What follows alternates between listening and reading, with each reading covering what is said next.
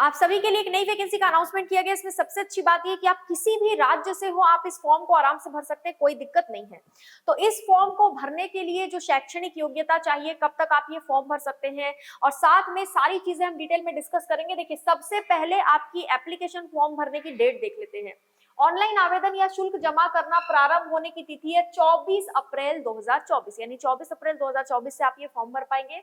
Online आवेदन या शुल्क जमा करने की जो लास्ट डेट है वो 24 मई 2024 है। एक महीना आपको दिया जाएगा फॉर्म भरने के लिए, ठीक है।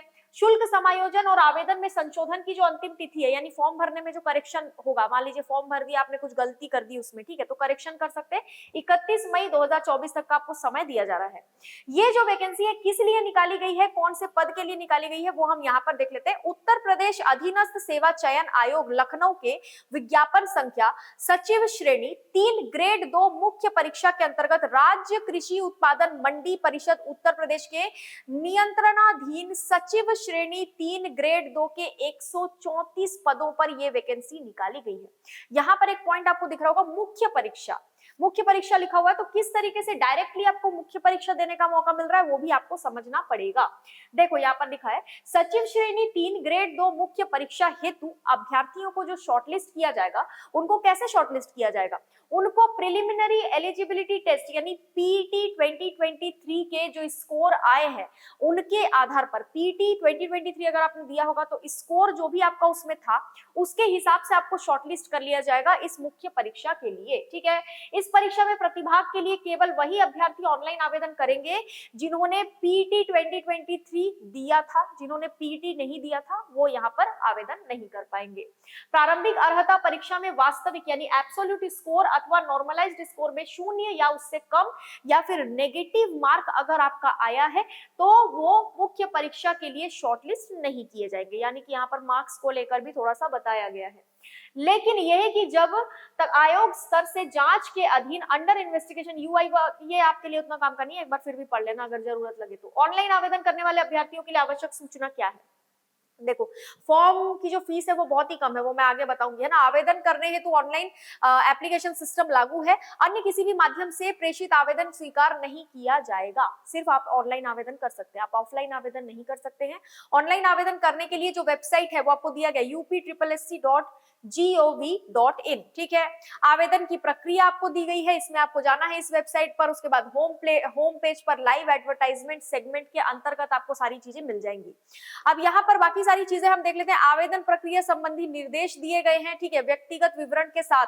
जो आपका अभ्यर्थी प्रारंभिक अर्हता परीक्षा का रजिस्ट्रेशन नंबर, बर्थ डेट, लिंग, उत्तर प्रदेश का निवासी होने संबंधी विवरण और श्रेणी संबंधी विवरण भरकर आवेदन हेतु लॉगिन यहाँ पर कर सकते हैं, ठीक है। ये एप्लीकेशन को लेकर फोटो और हस्ताक्षर को लेकर चीजें दी गई है, ये डिक्लेरेशन दिया गया। अब आगे हम देख लेंगे फीस के बारे में। तो यहाँ पर अगर आप देखोगे आवेदन शुल्क कितना आपको फॉर्म का फीस देना है, तो अनारक्षित या फिर सामान्य कैटेगरी से है या अदर स्टेट से है तो आपको मात्र 25 रुपए आवेदन शुल्क देना है, ठीक है। ऑनलाइन प्रक्रिया शुल्क होगा ये। आवेदन शुल्क वैसे तो 00 लिखा हुआ है, लेकिन आप जो ऑनलाइन अप्लाई करेंगे उसके लिए आपसे एक शुल्क लिया जा रहा है 25 रुपए। ओबीसी को भी 25 रुपए देना है, SC ST को भी 25 रुपए ही देना है, ठीक है।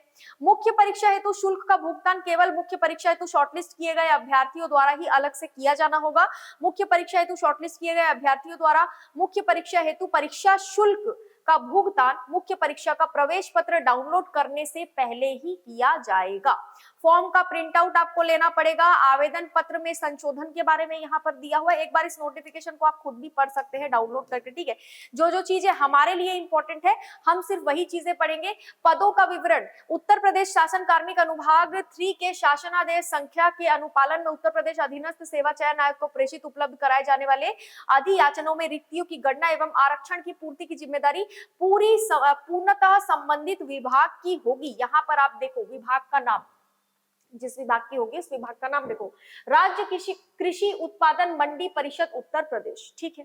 सचिव श्रेणी 3 ग्रेड 2।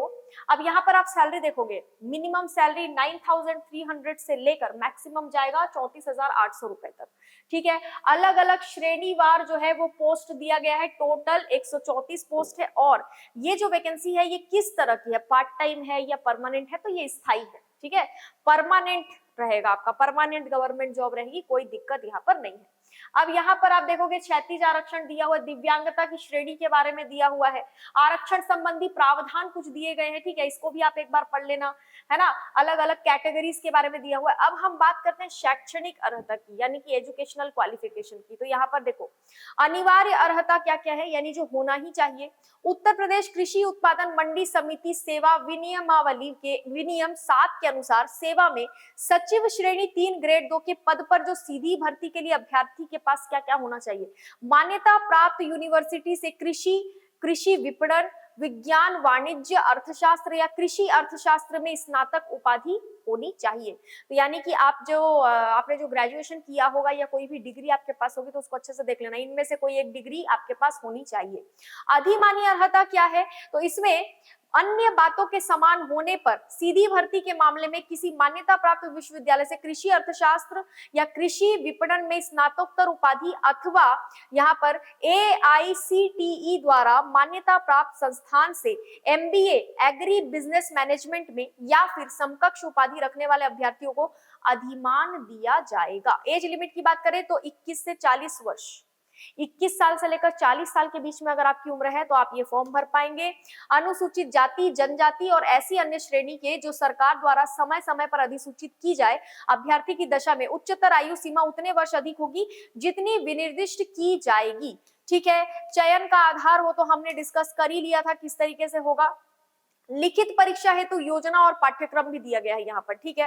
अब यहाँ पर अभ्यर्थियों के लिए महत्वपूर्ण अनुदेश, उत्तर प्रदेश के आरक्षित श्रेणी के सभी अभ्यर्थी आवेदन में अपनी श्रेणी अवश्य अंकित करें, है ना। आप SC कैटेगरी से हैं, ST कैटेगरी से, तो वो आपको बताना पड़ेगा, नहीं तो आरक्षण नहीं मिलेगा। एक से अधिक आरक्षित श्रेणी का दावा करने वाले को केवल एक छूट जो अधिक लाभकारी होगी वही दी जाएगी। अभ्यर्थी जो उत्तर प्रदेश के मूल निवासी नहीं है, जो दूसरे राज्यों के हैं, उन्हें आरक्षण का लाभ अनुमन्य नहीं होगा। ऐसे अभ्यर्थी अनारक्षित श्रेणी के माने जाएंगे। आप अगर दूसरे किसी राज्य से, मान लीजिए मध्य प्रदेश से, बिहार से, झारखंड से है और आप यहाँ पर एग्जाम देने पहुंच गए, है ना, फॉर्म आपने भर दिया, तो आपको जनरल कैटेगरी का ही माना जाएगा वहां पर, ठीक है। अब आगे देख लेते हैं और क्या क्या चीजें आपके लिए जरूरी है। देखिए यहाँ पर परीक्षा की तिथि, समय तथा परीक्षा केंद्र आदि के संबंध में सूचना प्रवेश पत्र के माध्यम से अनुक्रमांक सहित दिया जाएगा, ठीक है। और क्या चीजें हैं वो देख लेते हैं। अब आपको नीचे जो है एक फॉर्मेट दिखेगा, ये जो फॉर्मेट है इसको आप एक बार अच्छे से देख लीजिएगा, है ना, ये आपको नीचे दिखेगा। बाकी सारी चीजें जो है हमने डिस्कस कर ली है, तो आगे कोई भी अगर अपडेट आता है तो उसके बारे में भी डिटेल में डिस्कस करेंगे। तो मुझे लगता है आपको समझ में आ गया होगा कि मुख्य परीक्षा डायरेक्टली कैसे लिया जा रहा है, ठीक है। तो बाकी कोई अपडेट आता है तो वो भी डिस्कस करेंगे। तो वीडियो को लाइक कीजिए, चैनल को सब्सक्राइब कीजिए और वीडियो को शेयर कीजिए। आज के लिए इतना ही। Thank you so much.